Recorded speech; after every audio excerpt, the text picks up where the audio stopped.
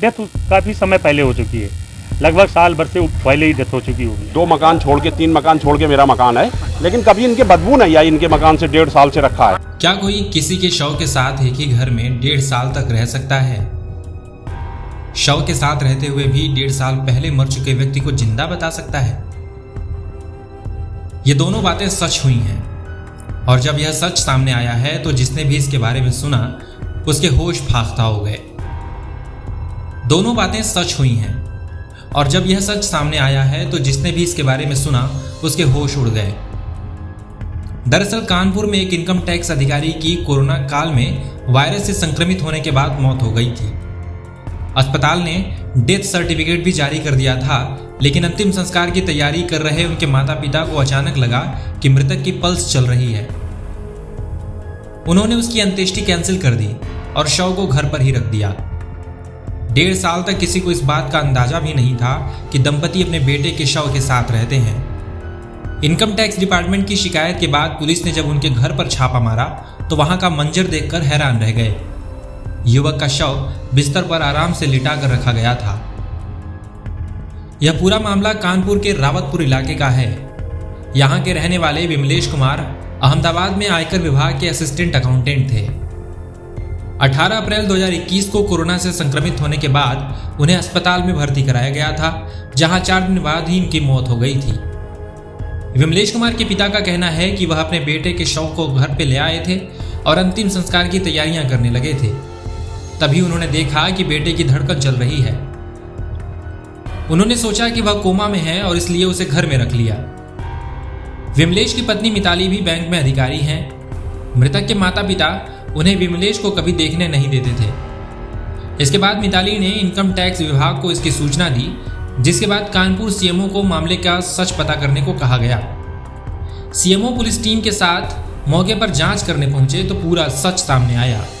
अधिकारियों ने बताया कि अस्पताल ने विमलेश का डेथ सर्टिफिकेट तभी जारी कर दिया था, लेकिन माता पिता उसे मृत मानने को तैयार नहीं थे।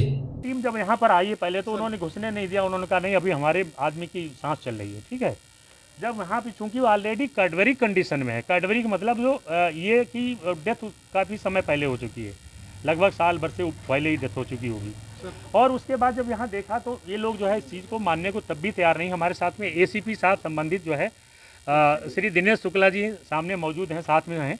ये भी आए, इनको भी यहाँ पे जो है डीसीपी वेस्ट साहब ने भेजा। अब बॉडी को कहाँ लेके? तो सुनिए, यहाँ पर जब घर वाले अब भी मानने को तैयार नहीं है, तो अब चूंकि ये क्लियर करने के लिए कि ये कह रहे हैं कि धड़कन चल रही है, ठीक है। हमारी टीम ने जब जांच की तो उसमें कोई पल्स नहीं, कोई जो है कार्डियो रेस्पिरेटरी कोई मूवमेंट नहीं किसी तरीके का। तो टीम ने जो है जब इन्होंने कहा कि नहीं सांस चल रही, वो धड़कन चल रही, तो इसको क्लियर करने के लिए कि भाई सांस चल रही, धड़कन चल रही है या नहीं, ये जिंदा है, मौजूद हैं, मर चुके हैं, डेथ हो चुकी, इसके लिए मैंने हाईलाइट जांच के लिए भिजवाया एम्बुलेंस।